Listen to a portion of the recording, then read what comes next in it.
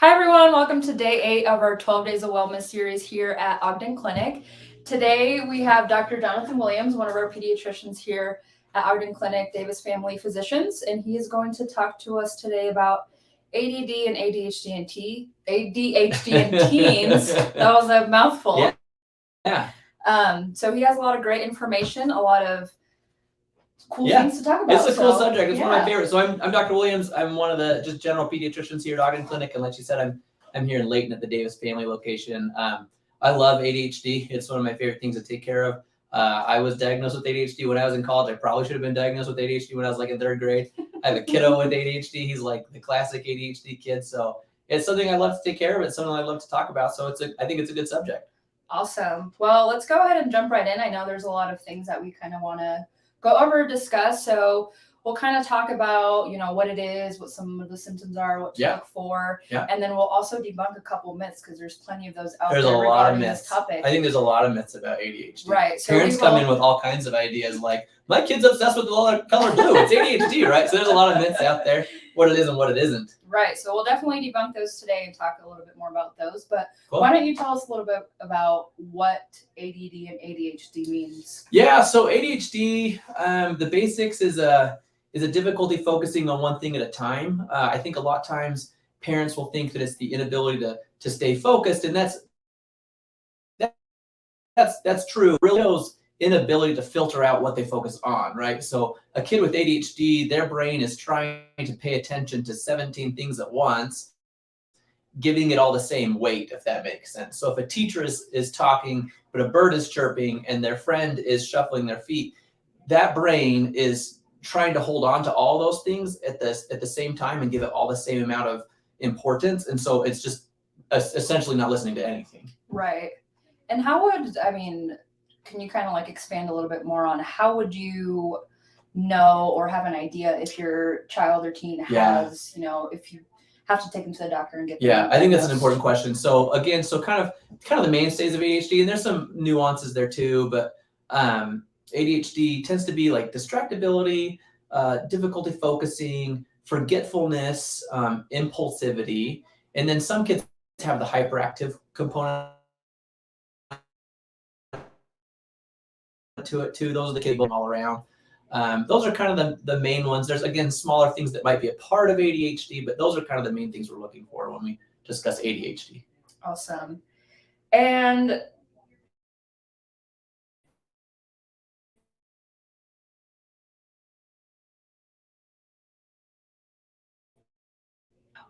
I think we were lost for a while. So when would be a good time to come into the doctor? Yes. So, whenever you're concerned, first of all, right? And if there's questions about it, then come and talk to a doctor. I think a good time is when it's getting in the way of things.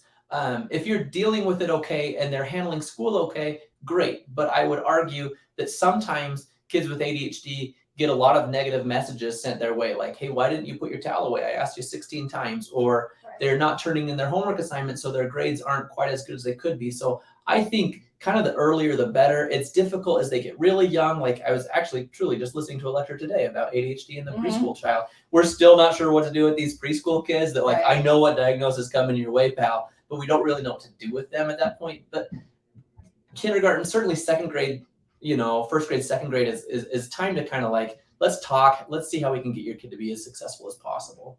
Awesome. And what kind of happens, I guess, at the doctor's office if you bring your child in? What should parents expect, in regards to the conversations being had, or what sort of treatments to expect afterwards? Sure. Yeah. So I think every pediatrician is going to handle this just a little bit differently. ADHD, when it boils down to it, is a clinical diagnosis. So it's history taking. A lot of us rely on different forms that you might complete. One that you'll see very commonly is something called a Vanderbilt form.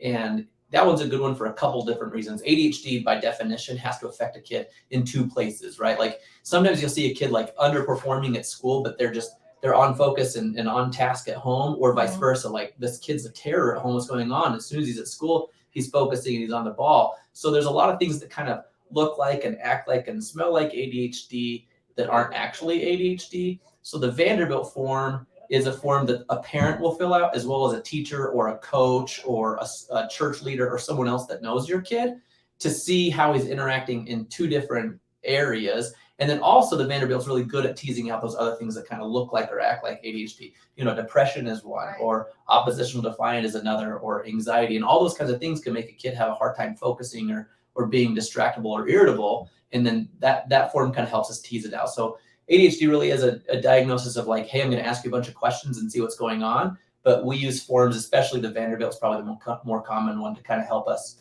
narrow that focus down a little bit. And what happens, I guess, after they fill out that form? You know, they would fill it out and answer all these questions. Yeah. And then you as a pediatrician will diagnose them. Yeah, so once you have a diagnosis, you go into the treatments, right? And I think that we're going to go into all kinds of different treatment options for you. But I think that's a good long conversation with parents. I think in my experience, sometimes parents are a little bit hesitant about treatments. I think that there's a lot of horror stories out there about ADHD treatments, like, oh, my friend's kid was on ADHD medicine, and oh my gosh, this, that, and the other happened. And to be honest, Carla, I'll be honest, like, probably a lot of those horror stories are probably true, and it was probably the doctor's fault. We weren't doing a good job. Right. With ADHD medications, I mean, there's two main classes, and in each of those two classes, there's 30 different medicines to try, and each of those medicines have a different dose. So there's usually a treatment that's appropriate for your kid that will avoid a lot of the side effects that we kind of hear about and are worried about. Right.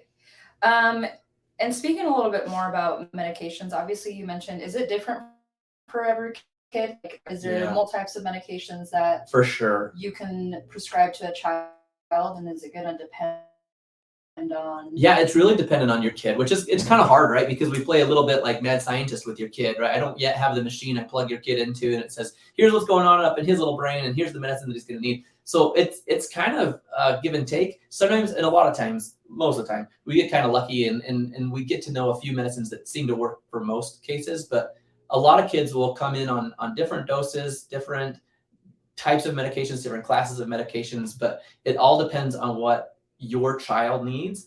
A real overly simple way of thinking of ADHD is, we all have these neurotransmitters in our brain, these chemicals that our neurons are shooting back and forth, and that's how our neurons communicate with each other in our brain. And an overly simple way of thinking ADHD is like we have a mismatch of some of those chemical transmitters like norepinephrine and dopamine and stuff like that. So an easy way to think about these medications is like, I'm just going to kind of fix that mismatch, that imbalance, so that we're kind of on the level playing field. So your child's symptoms or mismatch of neurotransmitters might be different from another kid, or even that child's sibling a little bit different. So everyone needs kind of a tailored medication plan.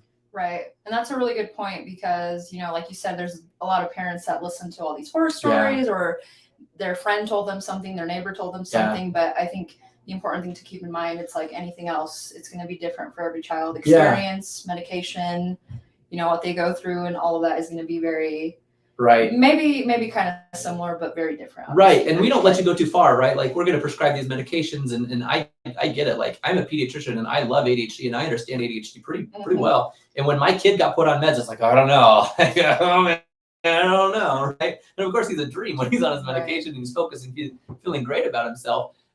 So I get the hesitancy that some parents have, but we don't let you go far. Like we're going to give you a medication and we're going to say, come back in like 30 days, right? Max. That's the longest we're going to let you go. Come back sooner if you're seeing X, Y, or Z, right? I mean, there's nothing that says you need to take these medications every day.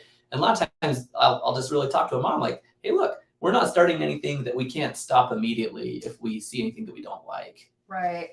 And that kind of leads me into my next question in regards to like medication. So a lot of people have this question of how long will they be on medication? Will they ever outgrow it? How does that kind of look when it comes to, you prescribing a child?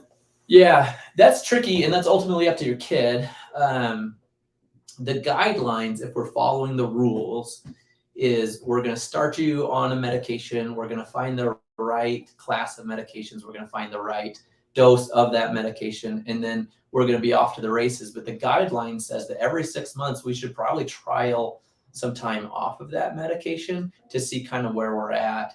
And you'll know, I mean, my dear child who I love so much, like we don't give him the medication on the weekends, right? Like we we use the weekends as a way to get more calories into the kid. And it's obvious, like, oh, buddy, yeah, okay, here you are in your natural state, and you're a crazy person, and I love you so much.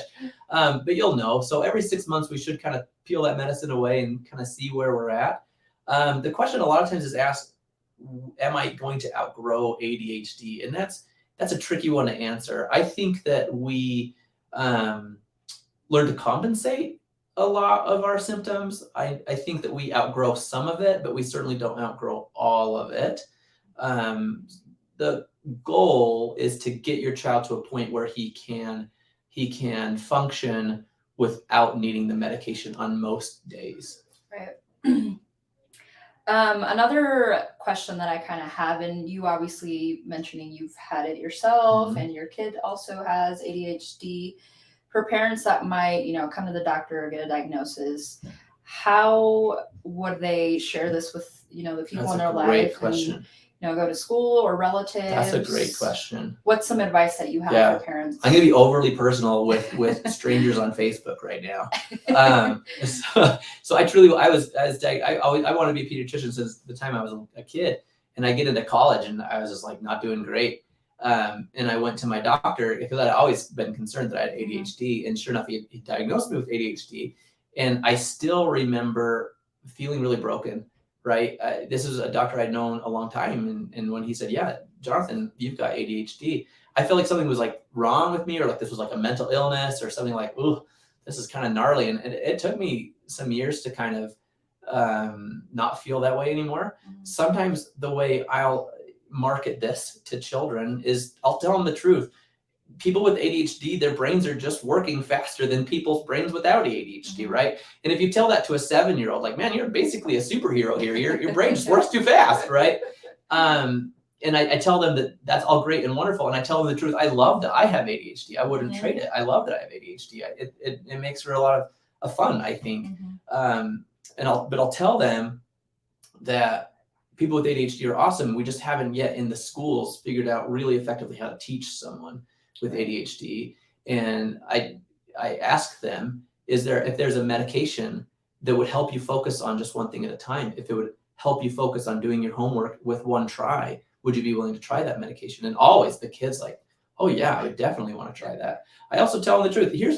There's some small studies that'll back me up on this, but kids with ADHD tend to have higher IQs than people without ADHD. People with ADHD tend to be described as creative more often than people without ADHD, and they tend to be better problem solvers. So I don't see ADHD as a problem at all until it comes to like, we're not really great at teaching this child, right? And you're not really good at keeping him at the dinner table, right? Because he's all over the place. So ADHD I see as a real strength in a lot of areas, but it does need tempered, especially in the younger ages. Awesome. That's a great approach. And I think as a kid, you want to hear all those things, because going to the doctor is already scary, and knowing that there's and I'll say too, and this is just, again, I'm a sap, I'm an emotional dude, but with ADHD, 30 to 50% of kids with ADHD are also diagnosed with something else.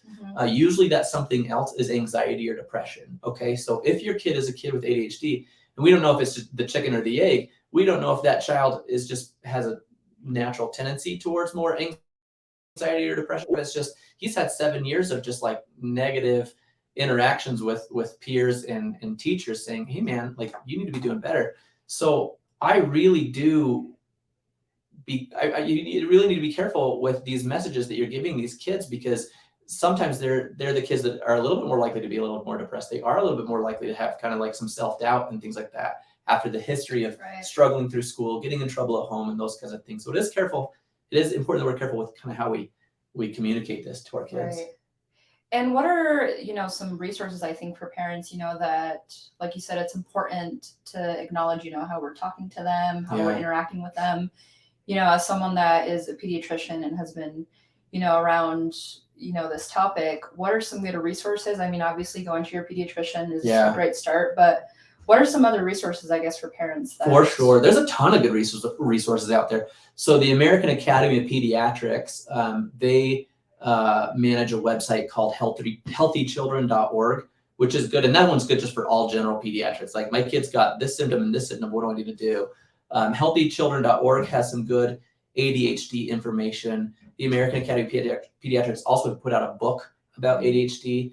My favorite resource though is called chadd.org, CHADD.org, and it is just like, it is thick with good information for parents, for kids. There's like sticker charts on there, and there's like informational packets on there. I just got on there today in preparation for our little chat, and it was like managing the ADHD kid during COVID, right? Like maybe your kid's been at home a lot more, and like you as a parent, like you're looking for resources or things to do. And there's just all sorts of good stuff in there, like how to cooperate with schools and all that kind of stuff. So there's tons of good resources. Yeah, even when I was doing, my own personal research to kind of put this all together, there is definitely so many out there. A lot of good stuff. It also led me to, we talked about debunking certain myths that we know there's so many of them out there, and I could find pages and pages of them. So let's kind of go through a couple of those and kind of get your expertise on them. So the first one, and obviously we've talked about it a lot at this point, but ADHD isn't a real medical condition. Yeah, I grew up in that generation. It is. I mean, it really is. And a good way to think about it, again, your kid has this mismatch in their head, and let's say they're running a race with all the kids that don't have this diagnosis, and they're running the same race, but your child's like up to their neck underwater, right? I mean, that's really what it feels like when you have ADHD, trying to focus all the time. So it is definitely a real diagnosis, and there's definitely real treatments, and it's definitely worth it to level out that playing field for your kiddo. Right. There is actually, as I was doing some research, there's a couple of websites that you can go to, and it kind of almost offers you like a simulation of what it feels like to be in the brain of someone that has ADHD. That's awesome. And I did one, and it's crazy how different it is, because if you don't know what it feels like, then obviously you can't understand that it's obviously a medical condition like that. So okay, the second one is people with ADHD just need to try harder, and I think a lot of kids might actually hear that. Yeah, that's a negative message, right? Again, this is me being too personal with our strangers out on the internet, but like I was that kid, I was getting failing grades in high school, and I knew I wanted to be a doctor, and trust me, I was working. I was doing the best I darn well could, and it wasn't enough, and those messages of you just need to work harder can be kind of damaging, because trust me, they're trying. I mean, not all of them. Some of them are stinkers, right? but there's your kids probably trying their very best, and kind of feeling bad that their best effort isn't enough. So the idea that ADHD is improved by effort alone is completely a myth. Right, and this goes back to what you mentioned about being careful about what we're saying, what we're kind of expressing while we're around someone that we know might have ADHD. Yep. All right. Another one is kids with ADHD will outgrow it. Yeah, we kind of talked on that one too, and that one's a gray-ish area, right? Like, I sure wish I was better at remembering things. If you're one of my patients, I've probably told you I was going to put in a medication and then forgot, right? And then my MAs are like, dude, Dr. Williams, you forgot to put in that medication again. So have I outgrown that part? Nope, I sure haven't, right? But I cope. I don't take medication anymore. So your child is going to outgrow this enough, in theory, if he follows the pattern, is going to outgrow this enough that they will cope without medication. We keep using he, by the way. This is another myth. This might be on the myths thing too, but I think it was this is only for dudes, right? And in the younger years, there are more males diagnosed with ADHD than females, and that's kind of a nuanced answer. Part of it is because we're not as good at diagnosing females, because typically they do not come with the hyperactive component. So the most typical boy that comes to my office is first grade, second grade, right? Because they're like out of their desk, and it's just like, oh, and it's obvious, right? The parents are smart, they know what's going on. But the girls that come and see me, they're like fifth grade, sixth grade, right? And they're quiet, and they're reserved, and they're well-mannered, and they're good kids, but they're not able to focus. And it's sometimes harder for us to kind of cue in on that, like, oh, they're just having a hard time focusing here. So we are diagnosing boys. A lot of it is because there are more males at a younger age that do have ADHD, but also we're probably not diagnosing girls quite as much as what's out there in the real population. I think in adulthood, you'd have to ask a smarter doctor than me, but in adulthood, I think it levels out boys to girls. But for kids, it's definitely more boys, but there's probably girls out there that we don't know about. Right. Yeah, that was definitely a myth that I was going to ask you, but I think just reading a little more into it, and obviously asking a doctor that knows more, but I think with females, you diagnose them a little older because it's more common for someone to go in. Yeah. You know, maybe at like my age or saying, hey, I have these things going on. So yeah, it's because the girls aren't causing trouble, so they don't come to the doctor until they're older. That's the truth. And really, like, if you looked at like how old girls are when they get diagnosed versus boys when they get diagnosed, the boys are much younger because the boys are more commonly have that hyperactivity component to it. Right. Yeah. I mean, I guess that makes sense. Yeah. And then the last one I kind of want to talk about, I know we've talked a lot in the perspective, you know, of the kid that might be getting diagnosed, but for parents that might, you know, take their child in or they have these concerns that they might have ADHD, there's often a myth, and a lot of parents might feel this guilt that ADHD is a cause of bad parenting. Yeah. And I think a lot of parents also need to hear that, you know, it's not their fault. So well, it is their fault because it's genetic. So way to go, giving those genes to your kids. No, I see that. Truly, I do see that. I see moms and dads hesitant to bring their kid into the doctor because they think that it's a failed parenting strategy, or they'll look at me like, Dr. Williams, we've tried everything, I promise. And you're like, I believe you, dude. You should have come in like 6 months ago, right? Because parents do feel a little bit of that guilt or anxiety that they aren't giving enough for their kid. But I always argue with the mom, like, look what you're doing now. You brought your kid to the doctor. Like, you were doing the best thing possible for your child. Right. So if you're worried about your kiddo, like, and you know, you're trying to get those good parenting bonus points, like, bring them to the doctor, have that chat. Even if the kid doesn't have ADHD, but there's other concerns like pediatricians, that's our bread and butter, right? We're really good at talking through, you know, behavioral and other problems with kiddos. Right. That's awesome. Well, that's all the myths I had. Okay. Is there anything you would like to add that we maybe didn't discuss? Yeah, today? I think let's talk about like treatments, right? So some of the myths about treatment, you know, and some of we use the word myths, but these probably do happen sometimes. My kid didn't grow, or so-and-so's kid didn't grow. So-and-so's kid turned into a zombie, or I want my kid to sleep at nighttime, right? And when you talk medications, the ADHD meds, you know, you have to take them pretty seriously. And I'm a big believer in medications because there's no other way to really like treat that mismatch in your kiddo's head. So you have to take them carefully, and they do have side effects, right? But if you're worried about lack of sleep, lack of appetite, lack of growth, those kinds of things, just know that was, even if that was true, that you did know a kid that was that way, that's not going to happen to your child if you and the doctor are taking their job seriously.